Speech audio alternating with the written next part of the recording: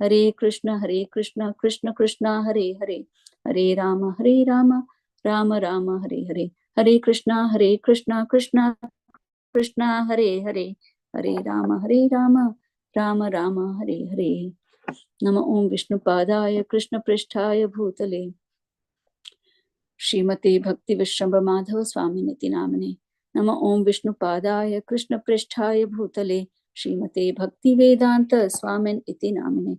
Namaste Saraswati Deve Gauravani Pracharine Nirvishesha Shunyavadi Paschatya Desha Tarine. Mukam karoti vachalam pangum langhayate girim yat kripatamaham vande Paramananda Madhavam Shri Gurundina Taranam. So we're going to begin with reading from Prabhupada Lilamrita. The devotees got Prabhupada an engagement at a YMCA where the audience consisted almost entirely of children. The devotees had decorated the hall with posters of Krishna and had hung a big sign with a Maha Mantra on it. The children chanted along with Prabhupada during Kirtan. Just before the lecture, Gurudas reminded him, maybe the talk should be simple since they are all between 9 and 14 years old. Prabhupada nodded silently. Is there a student here who is intelligent? Prabhupada began. No one responded. After a moment, a 12-year-old boy, urged by his teachers and fellow students, raised his hand. Prabhupada motioned for him to come forward. The boy wore thick glasses, short pants, and a blazer, and his hair was combed back very neatly. Pointing to the boy's head, Prabhupada asked, "What is that?" The boy almost coughed at the simpleness of this question. "My head." Prabhupada then pointed to the boy's arm and said quietly, "What is that?" "My arm," the boy said. Prabhupada then pointed to the boy's foot. "What is that?" "My foot," the boy answered, still looking incredulous. "Yes," Srila Prabhupada said. "You say this is my head, my arm, my foot, my body. But where are you?" The boy stood perplexed, unable to answer Prabhupada's simple question. "We say my hand," Srila Prabhupada continued. "But who is the owner of my hand? We say my hand, so that means someone owns my hand. But where does the owner live? I do not say I hand, I say my hand. So my hand and I are different. I am within my body and you are within your body. But I am not my body and you are not your body. We are different from the body. Real intelligence means to know who I am." Should we stop here? Thank you, Mataji. Yes, you can. Okay. Yeah. Thank you very much, Hare Krishna. Yeah. So welcome everyone to today's session of Srimad Bhagavatam.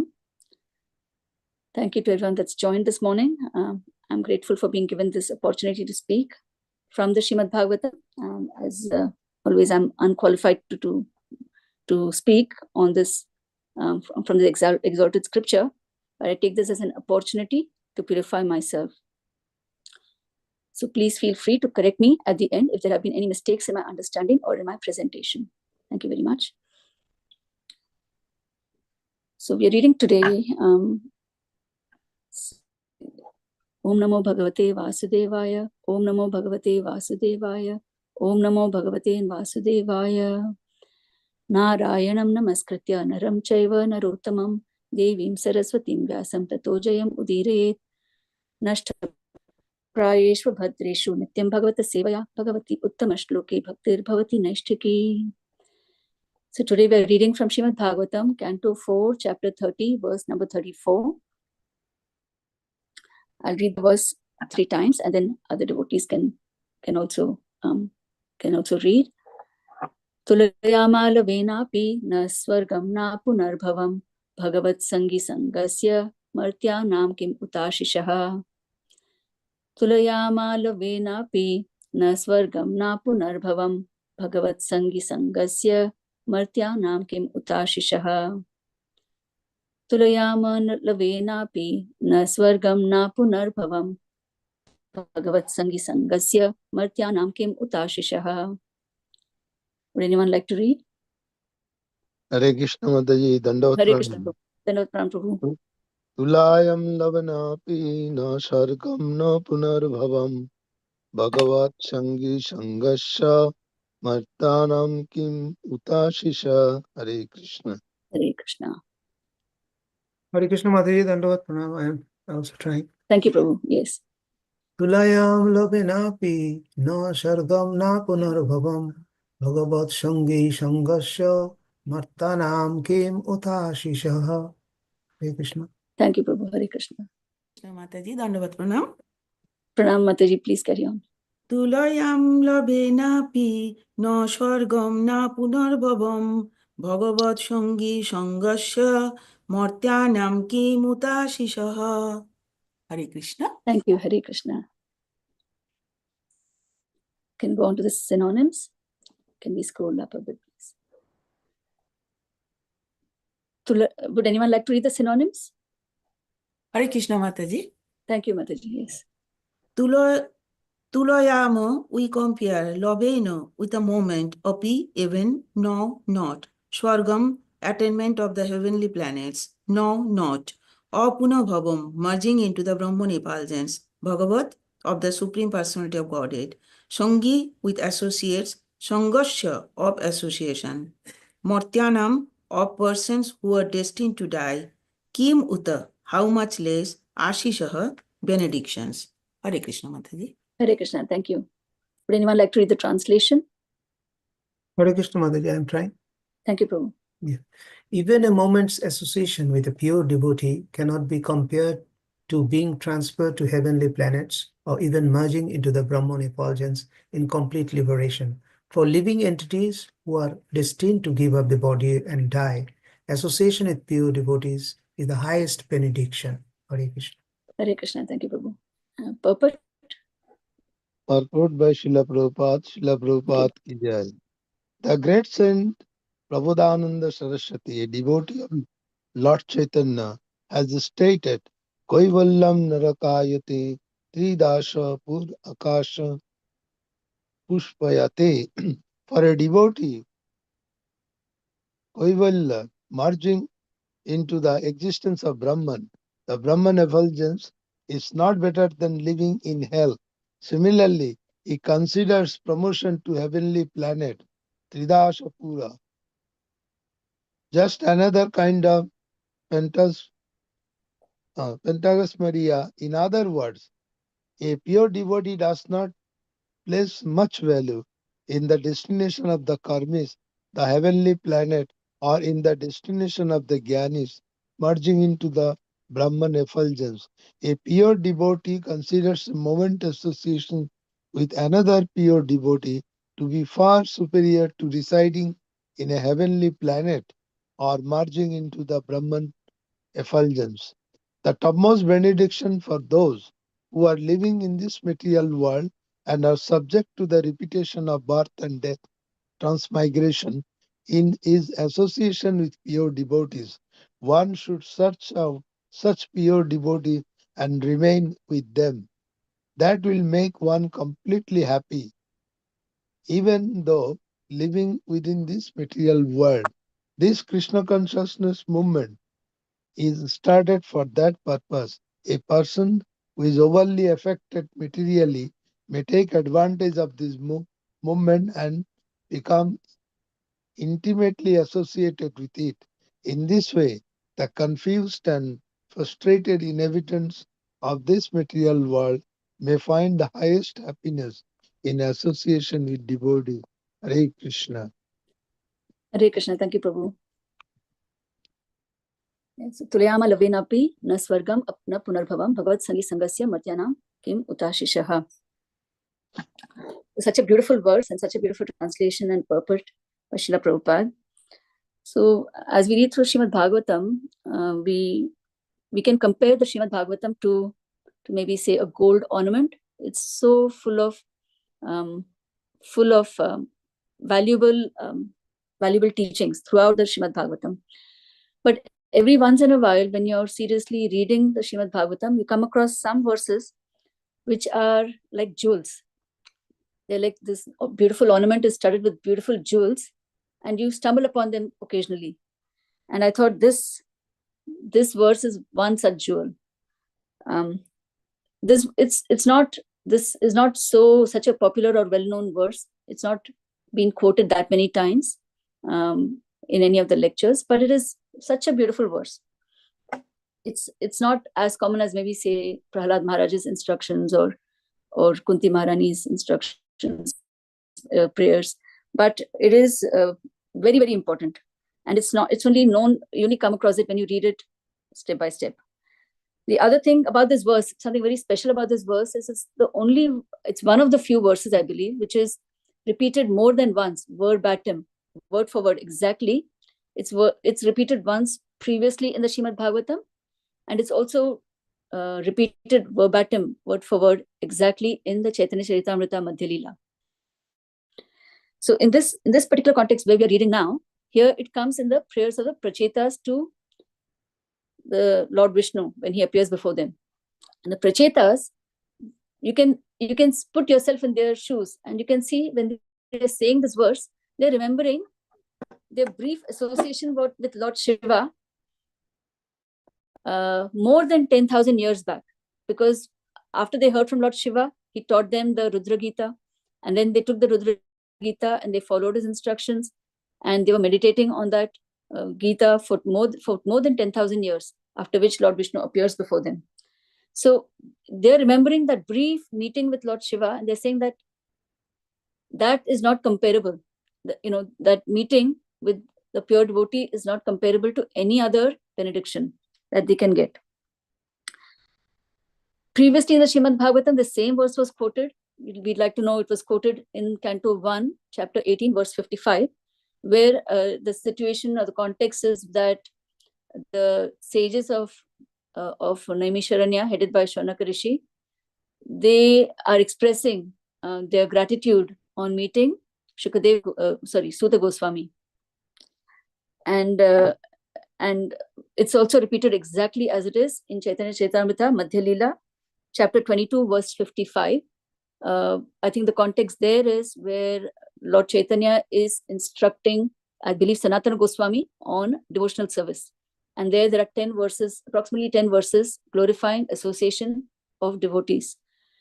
And so, if you look at it word for word, this verse, I'm just going to pull it up on my. So it says Tulayama. We cannot compare. So Tulayama Lavenapi. Even lava means 1/11 of a second. So very brief association also with a pure devotee. We can't compare it to na swargam na punarbhavam. So not to the heavenly, to attaining the heavenly planets, and not to getting liberation. We can't compare it. What can't we compare? The association of Bhagavat Sangi Sangasya. So one who's a close associate of the Lord, a moment's association with him cannot be compared to Swargam or liberation. And what can be a greater benediction than this for Martyanam? Martyanam means people who are destined to die. That is, people like us who are destined to die. What greater benediction can we have than having a moment's association with a great devotee? Now, this is like, what they're trying to say here is that it is off the charts. Basically, it's off the scale, off the graph. If you're plotting the graph, say, for example, between your home and the temple, and then you're plotting another point, which is from home to Christchurch, that might still come on the same graph.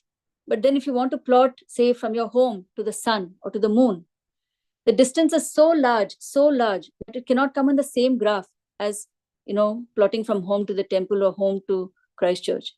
So that is what they're trying to emphasize, that it is so vastly, hugely, exponentially beneficial to have a moment's association, even a moment's association with a devotee.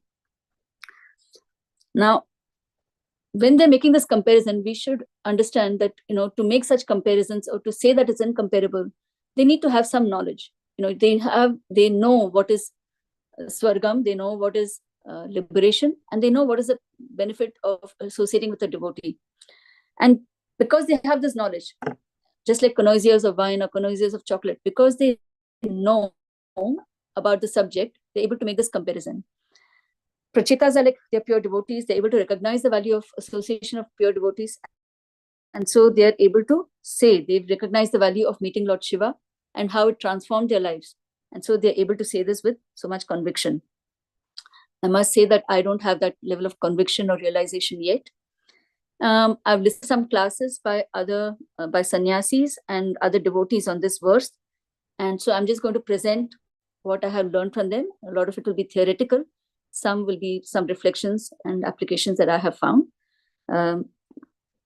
So this concept of associating with pure devotees, well, of course, it is part of our 5-point program, A, B, C, D, E. The first begins with A for association with devotees, B for books, C for chanting, D for diet, and E for etiquette. But association comes first. And this concept is everywhere. You'll find this thread of thought throughout the scriptures, throughout the Srimad Bhagavatam, through Chaitanya Charitamrita for sure, the nectar of instruction, nectar of devotion. You will find this thread of association of devotees being so important. And so I'm just going to pick up some references, some few references from some of these scriptures. So when I was listening to His Holiness Romapad Swami speaking on this verse, he referred to 8 verses which he called, or which is probably known, but the first time I have heard of it, he called it the Sadhu Sangashtakam. Sadhu Sangashtakam is the 8 verses from the 3rd canto, chapter 25, verses 20 to 27, where Lord Kapila Dev is instructing his mother Devahuti. And so, just a few of them. Some of them are very famous. We repeat them so many times. Sangam ajaram pasam atmanah kavayo vidhu sa eva sadhushu krito moksha dwaram apavritam. Every learned man knows very well that attachment for the material is the greatest entanglement of the spirit soul. But that same attachment, when applied to the self-realized devotees, opens the door of liberation. Titikshava karunikaha suhrida sarvadehina ajata shatrava shanta sadhava sadhubhushanaha. The symptoms of a sadhu are that he is tolerant, merciful, and friendly to all living entities. He has no enemies. He is peaceful. He abides by the scriptures, and all his characteristics are sublime. Mayananyena bhavena bhaktim kurvanti ye dhridam matkrite tyakta karmanas tyaktva sajana bandhavaha. Such a sadhu engages in staunch devotional service to the Lord without deviation.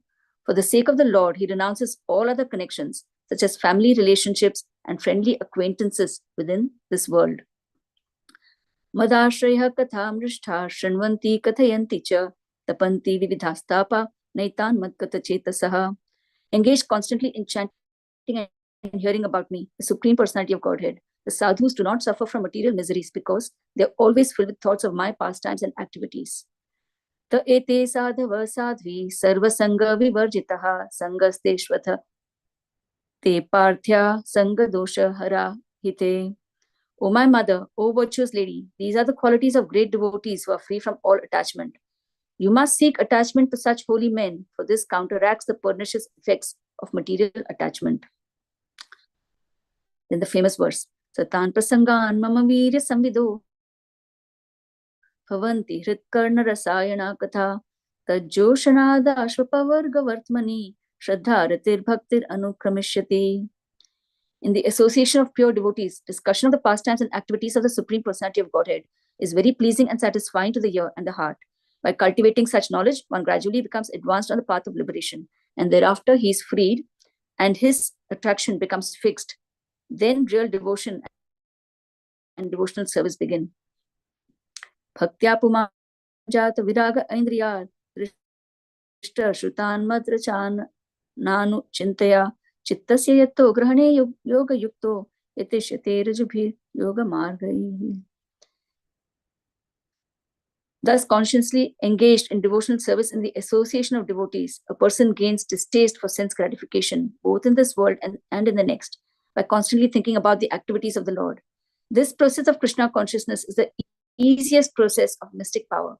When one is actually situated on that path of devotional service, he is able to control the mind. So, So that was from Srimad Bhagavatam, Canto 3, Chapter 25. Then another verse from the Chaitanya Charitamrita, Madhya Lila 22.54. This is again famous verse. Sadhu Sangha, Sarva Shastra Koi, Lava Matra Sadhu Sange, Sarva Siddhi Hoy. The verdict of all revealed scriptures is that by even a moment's association with a pure devotee, one can attain all success. Then Chaitanya Charitamrita, Antya Lila, Chapter 16, verse 60. Bhakta pada dhuli ara bhakta pada bhakta bhukta avashesha tina mahabal The dust of the feet of a devotee, the water that has washed the feet of a devotee, and the remnants of food left by a devotee are three very powerful substances. Rendering service to these three, one attains the supreme goal of ecstatic love for Krishna. In all the revealed scriptures, this is loudly declared again and again. And then we see also, a few days back we heard from on the Ekadashi lecture that was played, Srila Prabhupada's class on Canto 7, chapter 9, verse 24, Prahlad Maharaj's prayers. He says, "My dear Lord, now I have completely experienced concerning the worldly opulence, mystic power, longevity, and other material pleasures enjoyed by all living entities, from Lord Brahma down to the ant. As powerful time, you destroy them all. Therefore, because of my experience, I do not wish to possess them. My dear Lord, I request you to place me in touch with your pure devotee. Let me serve him as a sincere servant." So Prahlad Maharaj is expressing that, I've seen opulence, and I can see that all these opulences get taken away in a moment of time by your power. So I don't want any of this. I just want the association of a pure devotee and to serve him. So it is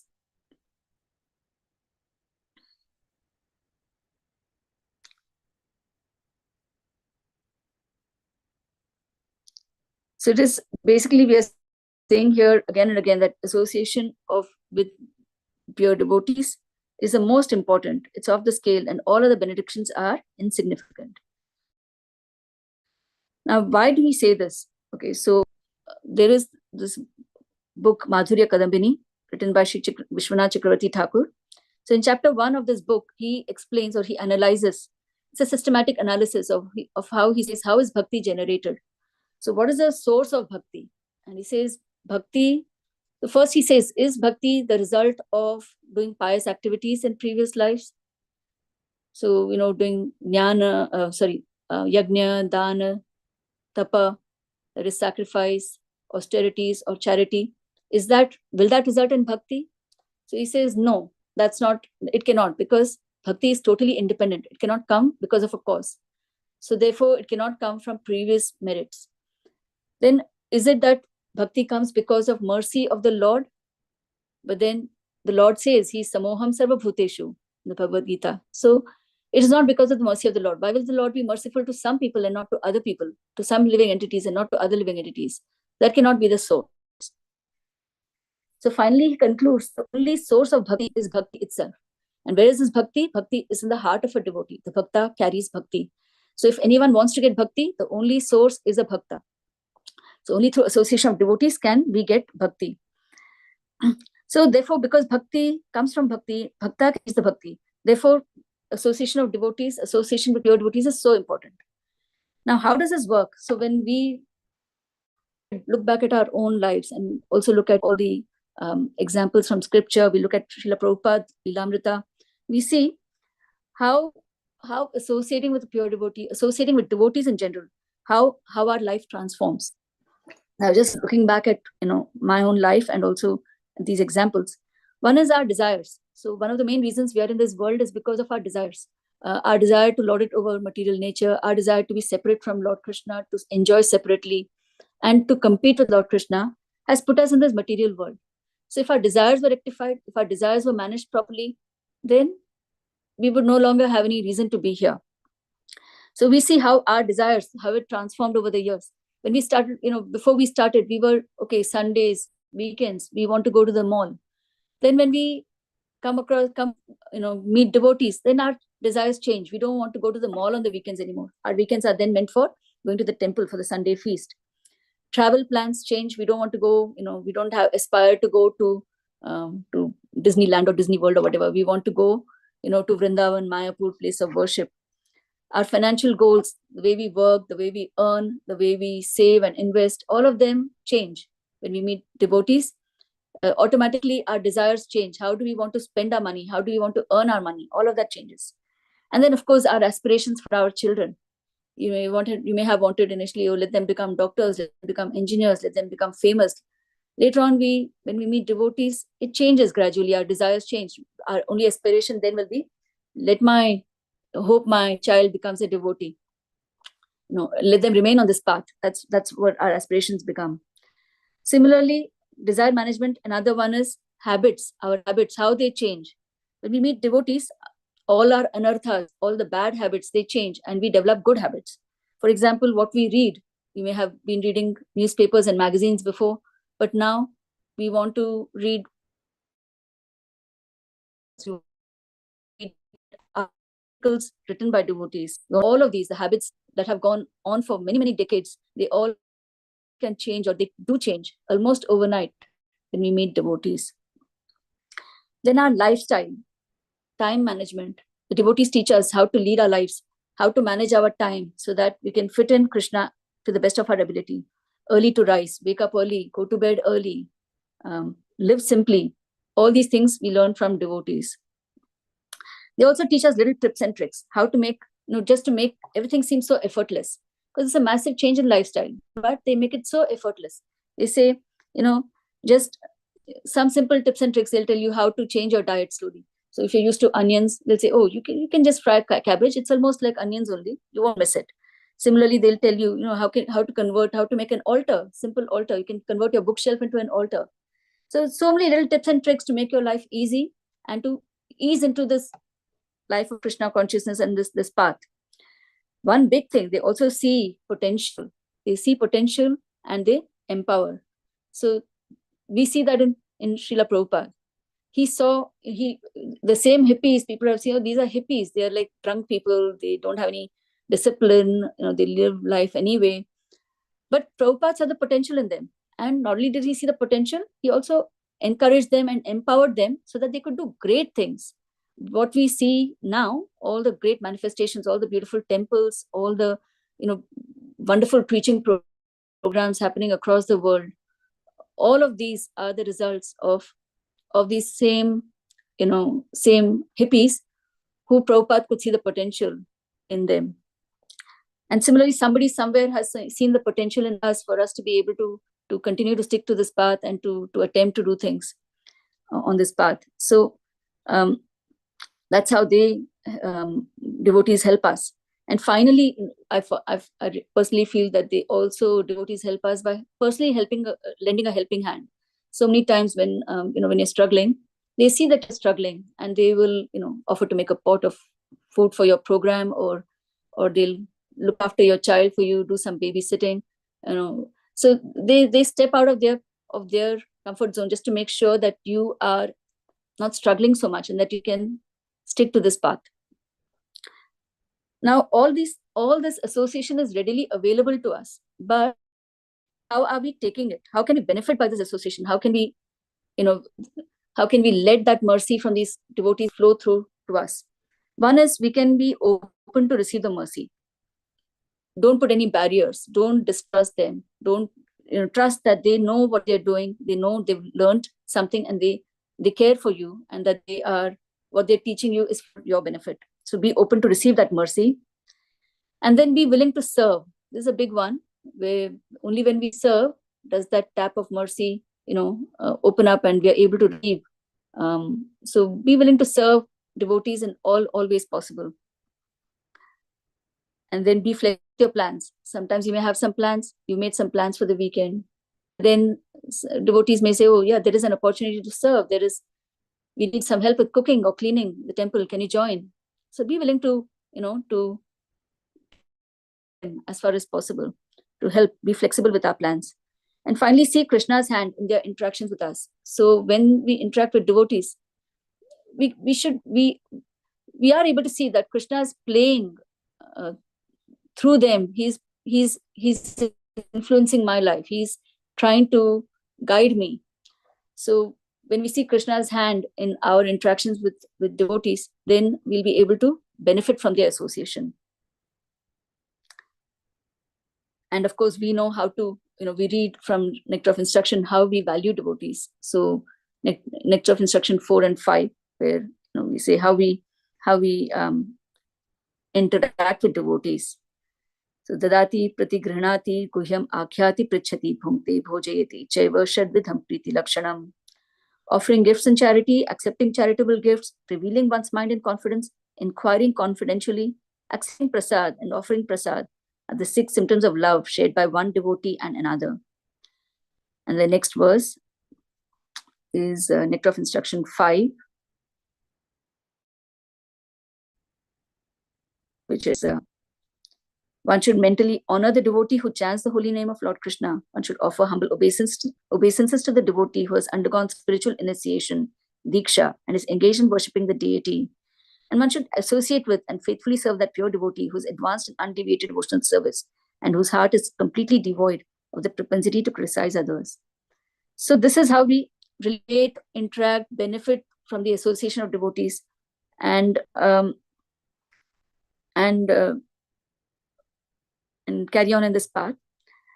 Now, there are some things, of course, we read this also again and again about offenses. When we offend devotees, Krishna is not pleased. Krishna is not pleased. And because bhakti is carried to us through the devotees, when we offend devotees, we are cutting off this channel of mercy. So we're cutting off the source of bhakti. And we also heard from Radha Padma Mataji last week when in her class, how she said that, when we're serving the Archa Vigraha, Krishna accepts our offerings. He's accepting the love through our love, through our service to him. But when we offend devotees, then he'll decline to accept the service. He declines to accept it because he's not pleased when we disrespect devotees. Now, these offenses we hear again also from Chaitanya Charitamrita, that it is like a mad elephant offense to offend devotees. So it is. There are two kinds of offenses. One is intentional and the other is unintentional. So intentional, obviously, we are all very careful. Intentionally we don't want to offend any devotees. But unintentionally, so many times things may happen.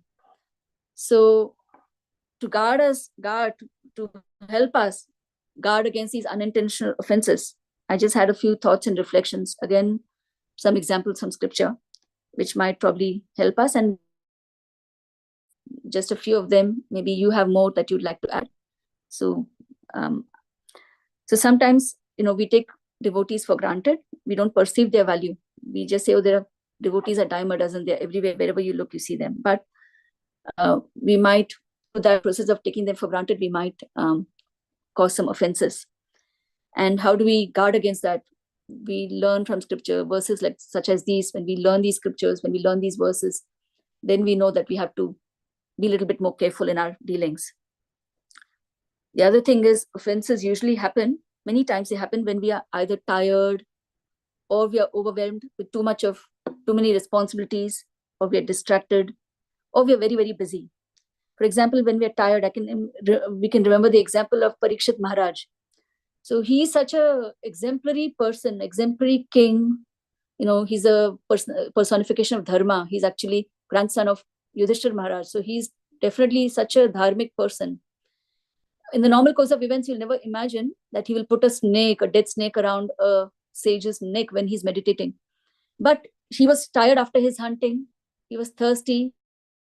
And when he came across the sage who's not welcoming him or not providing him with any hospitality, he did the unthinkable, basically. And then that led to, of course, many other events. So that was an offense. And as a result of it, of course, it turned out to be good at the end, that we learned the Srimad Bhagavatam because of him. But that is one example I can think of. And the other is distractions. For example, Lord Indra, he's preoccupied, or he is watching this great cultural performance in the Swargaloka, and there's some music and dance things being performed, and he's preoccupied, either you can say, or maybe a little bit of pride also, but because he's distracted, he does not get up to welcome his guru, Sage Brihaspati, and because of that did an offense. And again, big sequence of events resulted from that one simple neglect. And then we have the example of also Indradyumna Maharaj, Canto 8, I think, of the Srimad Bhagavatam, where he is so engrossed in his own program of doing Maunavrat in the forest by himself that he doesn't notice the arrival of Sage Agastya and in that way he disrespects him, and then he's cursed by sage Agastya to become an elephant. And then we hear the story of Gajendra after that.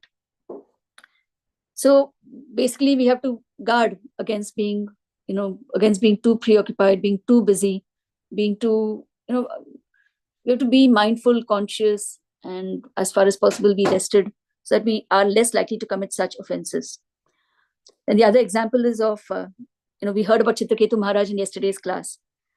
So that was, I thought, an example of familiarity breeds contempt. So becoming too overly familiar with devotees. For example, Chitraketu Maharaj, he's a great devotee, no doubt. And so Lord Shiva is the greatest of all devotees.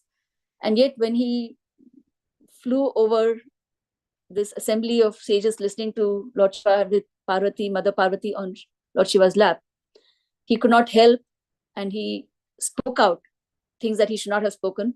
And again, he gets cursed, and then that's his purification.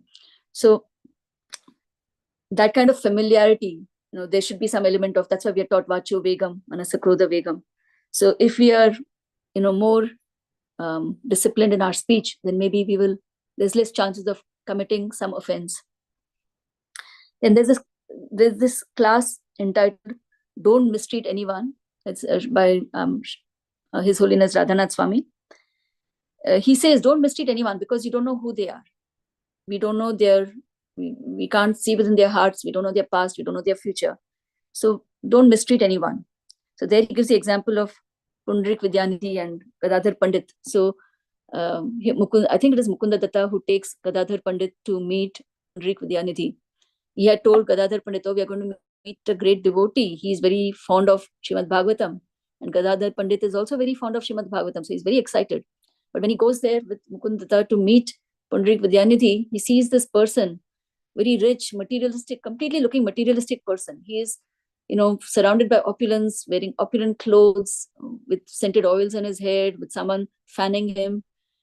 And he can't believe, this person, can he be a devotee? Oh my God, where has Mukunda Datta brought me?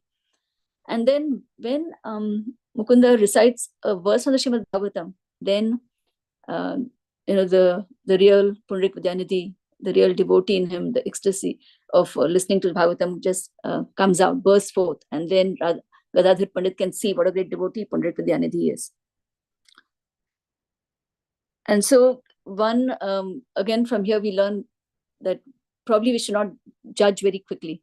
Probably don't judge people very quickly, because we might cause offenses by doing that.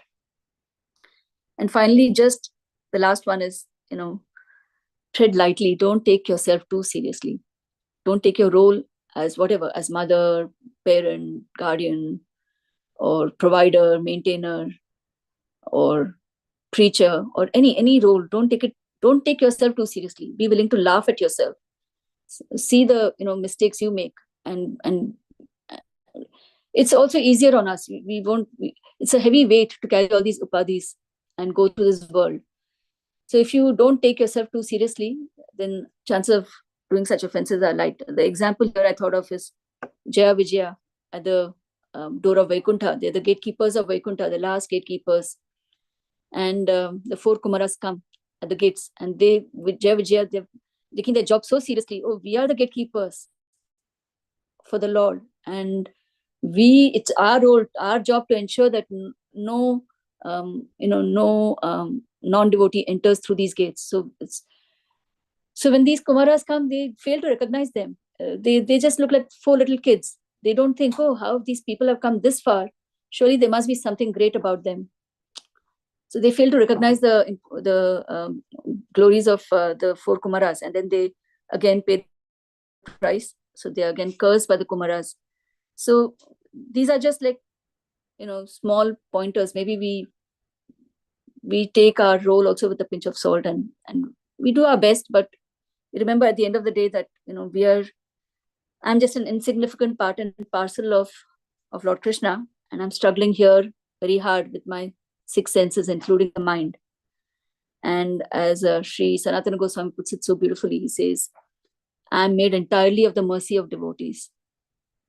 So with that, I'd like to conclude my little presentation and open it out if anyone wants to say something.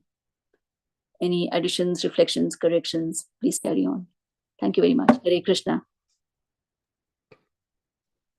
Hare Krishna, Mataji, Dandavat Pranam. Hare Such Krishna. an Hare Krishna, Prabhuji. Hare Krishna, Mataji. Such a wonderful explanation of the text, explaining right from the context and its benefit and and all the disadvantages if not. So you explained so nicely how important is the association of the devotee is throughout our starting journey from a materialistic life to somehow to spiritual journey is all about the association. The transformation has happened because somebody, in my example, somebody came, Nandabraja Prabhu came to my house first in 2007 and with this Kartik program, and slowly that presence made us so much changes. Slowly and slowly the thing has changed to entirely 180 degree. Though we are still in the premature stage, but the starting has already begun. So what we see from these examples and all the examples you explained, it is the beginning. Somehow is the beginning is necessary, and then the roadmap is to be is clear by the association. So association of devotees always keeps us safe and help us in progressing our spiritual journey in the right perspective. So that because we are always padam padam, so in every step there is vipat. So to keep in a straight line of advancement in spiritual journey, this association help us in every respect. That's why in the morning, Srila Prabhupada has made this as 5 points package for all of us to keep this intact so that we can move in a straight line, not in a zigzag way or in a sine curve, up and down, up and down. Though it is a natural phenomenon of human life to be up and down, but he made an effort to make us to move in a straight line only by following the instruction of the Shastra, Guru. That's why it is said Guru, Sadhu, and Shastra are the 3 points. You connect them in the right consciousness, you make a straight line. How we draw a straight line? Or with 3 points only. Similarly, these 3 points help us to progress in straight way in the devotional service. And if we follow this, that will help us in achieving our ultimate goal of life. So this lesson is so important. This text looks not very uh, lucrative, but the inner gist is very, very important for all of us who are practicing the devotional service and the beginning right up to this time. All is the same thing, association, association, association. That is A, B, C, D. Help us to make a straight line in our life. Thank you so much. So nicely explained in a simple language and make the point so strong the same way. Thank you. Hare Krishna.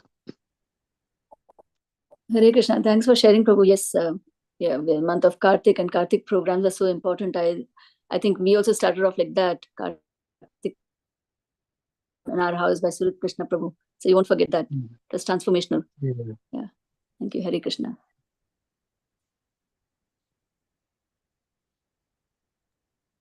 There's nothing else. No one else has to share anything. Hare Krishna, Mataji. Yes, yes, Prabhuji. Hare Krishna. Thank you very much for the Pranam, very Prabhu. nice class, particularly bringing so many examples from the scriptures about the importance of a devotee association. And thank you for that.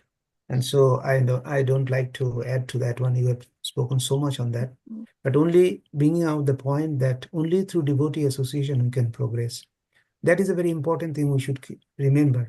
And in our behavior, in our conduct, we should not do anything in our journey to Krishna consciousness so that that Yeah. it becomes a problem for us, because it will be a problem if we do not behave properly with the devotees.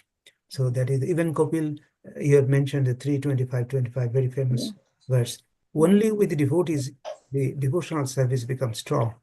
And Kopil Bhagwan is telling to his mother, Devahuti. And even in this regard, our Guru Maharaj always says a simple thing I want to share here with everybody, that if you want to go alone, the Maya is so strong that it is likely to dry up. So devotee association is a guarantee that you are with the devotees, means you are protected. That is the first thing. And in this regard, Mataji, I have a very small question. Yes. In this regard. When we are with devotees, you have very nicely told we have to be very careful and all that. But when in our, from the materialistic point of view, I'm talking about the reality, but real life, sometimes we look and observe certain things which is not inconsistent with, we expect, at least in other words, from a devotee, and it comes to our mind. It is not that I'm envious. I'm rather, you will say, as a well-wisher, sometimes if we see somebody is not doing it, we feel that it gives us a shock on our mind, and that what I expect, what I think, is not like that. So what would be our real position on that? How we can just, I mean, so that we don't commit any offense. Again, I'm not telling that because I may be wrong in my perception. Yeah. Prabhu, thanks for that question, Prabhu. It's a very big question, but from my understanding, what I've heard also from other classes is that if we see someone and we feel that they need some correction, that what they're doing is not consistent with what one would expect from a devotee or whatever. One is, it's not in our place to judge them. We just say we don't know what's going on in their heart. We don't know what's going on in their life. So it's not for me to judge. But even if you feel that, oh no, they're definitely doing something, not quite right or not quite appropriate, we have to first think, who's the person who can correct them? Like, we may not, the person and the way and the time, all of that has to be appropriate. So we may not, you may say the right words at the right time, but you may still not be the right person. Maybe somebody else is the person that should correct them. So we have to be careful. If we step in and say something, we might put ourselves in trouble. So sorry, Mataji. My question is not to correcting the person, but I'm thinking, are we committing an offense? I mean, they're thinking that way. That is my conception. I mean, I'm not lying, because I know very well that I am not authorized, nor I have any authority, because I am a fallen person. How can I correct a person who, in my opinion, is in a very high position? I feel, Prabhu, if we have a thought like that, it's fine, so long as we don't act on it. We just say, let it go. It's fine. I've heard from my Guru Maharaj long back. He said that in Kali Yuga, your thoughts are condoned. It's only your actions that result in some effect. So you think about it. Okay, let it pass. But that's what I feel, that it will not be. But if others have anything more to say, please share. I don't have anything more to say other than that. I think it is okay to think and let it pass. Thank you, Mataji, for the very nice answer for that. I am satisfied. Thank you, Prabhu. Thank you. Thank you, Prabhu. If there's nothing more, can we end today's class? Yes, Mataji, it appears there's no other person to make comment. Thank you for the very nice class. Thank you very much. Thank you very much. Vancha kalpatarubhyascha kripa sindhuvaiva pavanebhyo vaishnavebhyo namo namaha. Ananta koti ki jai. Mata ki jai. Prabhupada ki jai. All blisters assembled devotees, Hare Krishna. All glories to assembled.